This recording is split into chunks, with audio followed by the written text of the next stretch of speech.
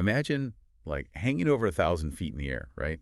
And you are just crammed into this tiny, fraying rope net. Oh my gosh, my palms are sweating just thinking about it. Right.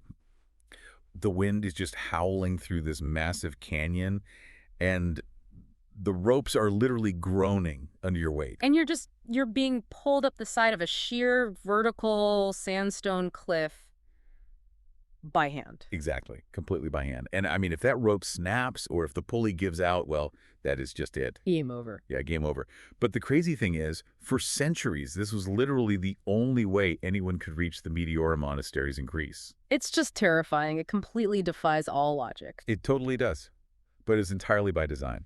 Anyway, welcome to the Travel Podcast by ExcursionPass. We are so glad you're here with us today. This is honestly one of our absolute favorite formats to do. Oh, for sure. We love doing these deep dives. We are your guides for today, and our mission basically is to unpack this huge full-day trip from Athens to these impossible monasteries in the sky. Yes.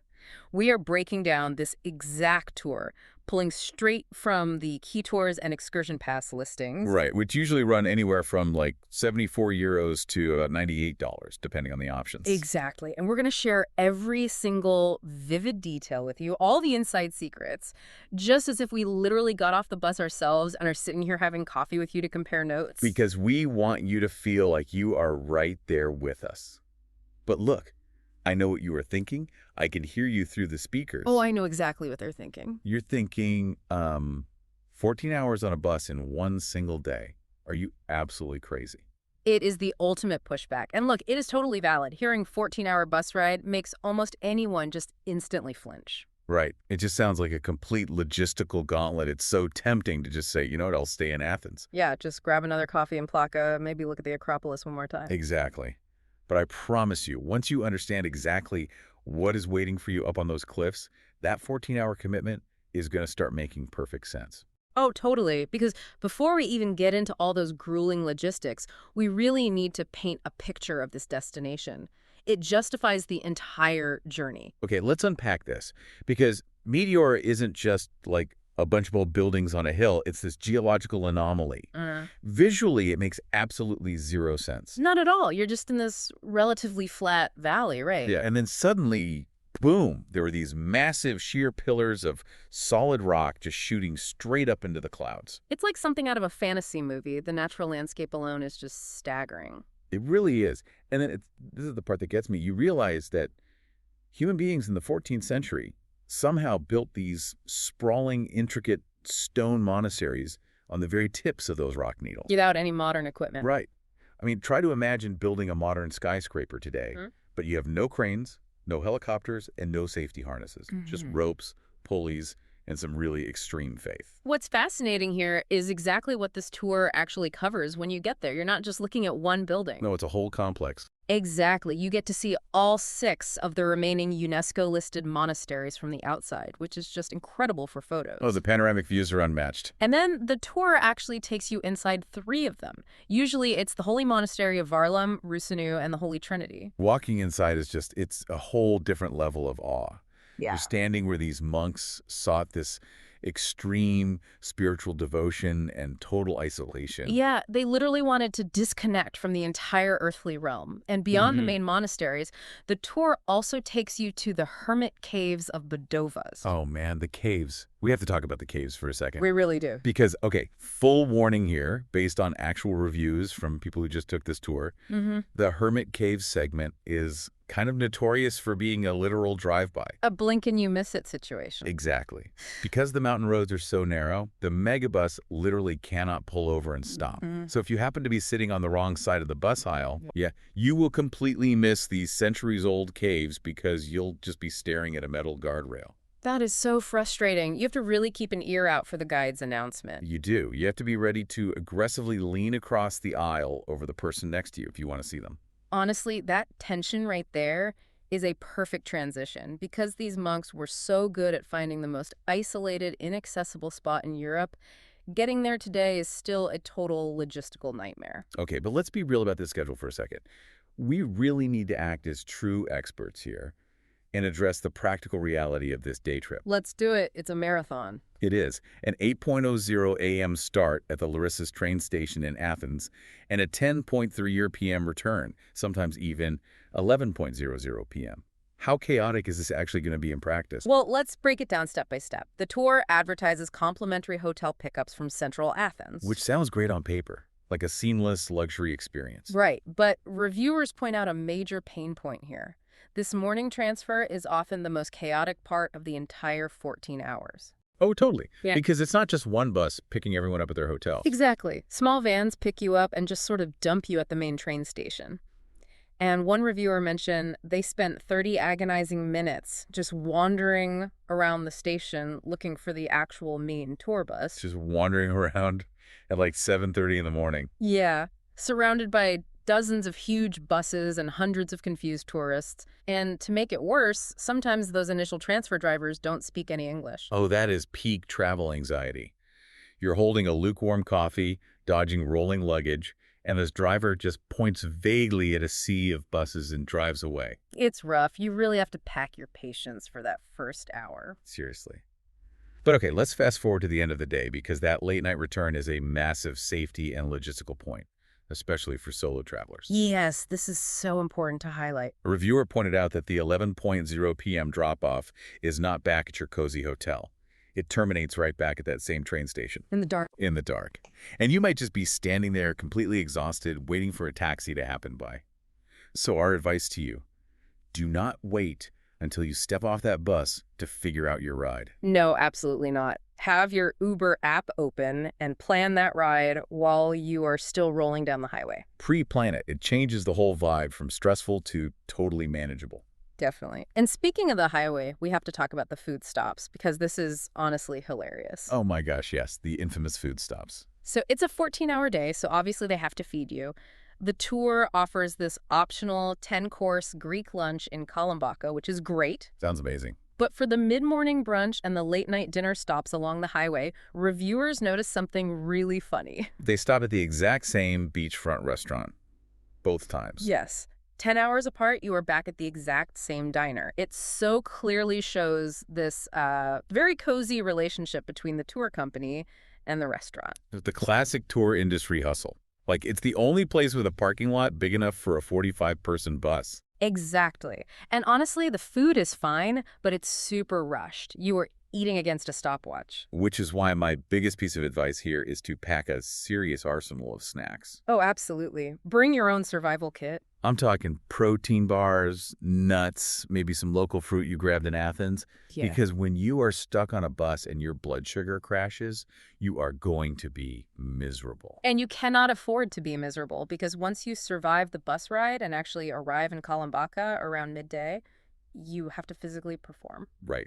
And this is my next big question. If I am not in, like, peak physical condition, should I even attempt this? It's a really valid fear. We have to be totally honest about the physical reality here. Because it's not just a casual stroll. Not at all. Moderate fitness is absolutely required. First of all, this is not wheelchair accessible in the slightest. Noted. And to actually get into some of these monasteries, you will be climbing over 300 stairs. Over 300 stairs. Yes, and these are not nice, even modern stairs. They are carved directly into the rock face. They're steep, they're uneven, and in the summer, you are doing this in the blazing Mediterranean heat. Wow. So you're literally sweating through your clothes just trying to get to the front door. Pretty much. But there is a helpful alternative. If you are traveling with someone older, or if you just have bad knees, you don't have to stay on the bus. Oh, that's good to know. What can they do? You can wait at these designated benches in the parking areas right near the base of the pillars. You still get those incredible sweeping views of the valley. You just miss the interiors of the monasteries. Exactly. It's a decent compromise if the stairs are just impossible for you. Okay, so let's say you do the stairs. You conquer the 300 steps, you are completely out of breath, and you finally reach the top. Here's where it gets really interesting. Oh, I know where you're going with this. The dress code. Because you cannot just waltz into a 14th century sacred Byzantine monastery wearing whatever you want. No, they are incredibly strict about this. It's a functioning religious community. Right. So men, you cannot wear shorts. Do not even try it.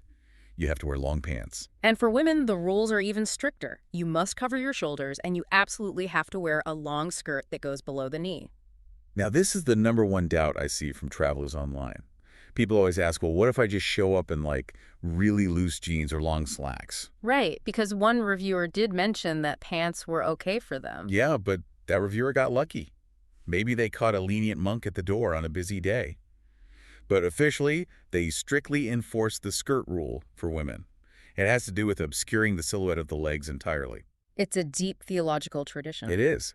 So what actually happens if you show up in jeans after climbing 300 stairs?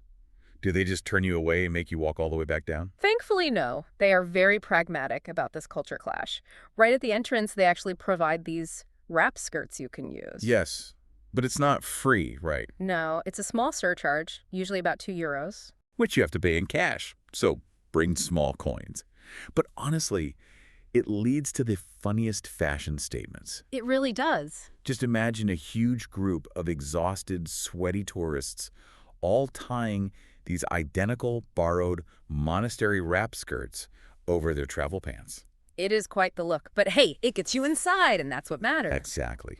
Okay, so we've talked about a 14-hour transit day. Yep. We've talked about chaotic mornings, rushed repetitive lunches, 300 grueling stairs, and renting emergency skirts. It sounds like a lot of friction when you list it all out like that. It does. So why on earth does this specific tour have a 4.6-star rating and a 91% recommendation rate? It's a great question. And honestly, it all comes down to the human element. The people leading this tour are what make it work. You know, I always say a good tour guide is basically like a great movie director. Oh, I love that analogy. Right, because they can take a totally chaotic script, like confusing bus transfers and a crazy tight schedule, and they just frame the experience perfectly to turn it into a masterpiece. That is so true.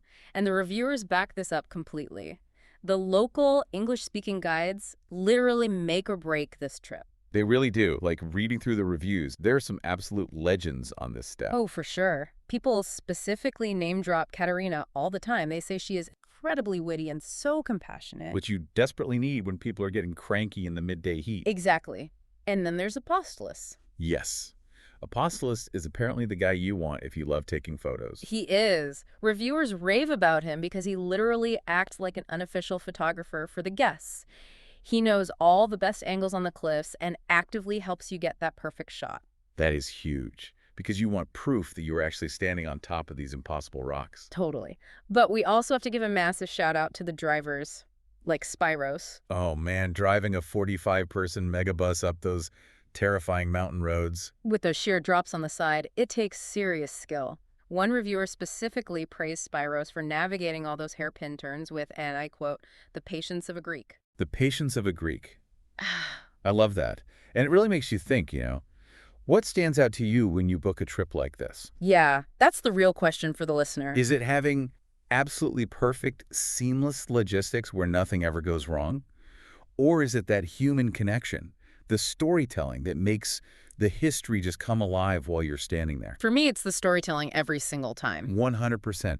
I will happily endure a confusing morning at a train station if it means I get to stand on a 1,300-foot cliff while a passionate guide tells me how these desperate monks built a sanctuary in the clouds. It makes all the physical exhaustion completely worth it. It really does. So to kind of wrap all this up for you, the ExcursionPass Meteora trip is, without a doubt, a grueling marathon of a day. You are going to be so tired. You're going to be exhausted. But the unparalleled views and that rich, deep history genuinely make it a once-in-a-lifetime experience. As long as you know exactly what you are signing up for, which now you do. Exactly.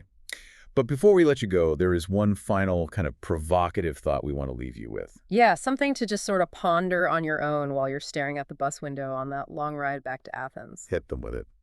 So the original monks built these monasteries on these sheer, impossible cliffs for one very specific reason. Right. They wanted to seek the ultimate isolated connection with the divine. Exactly. They wanted to be as far away from humanity as physically possible. They literally pulled the ropes up behind them. Yes.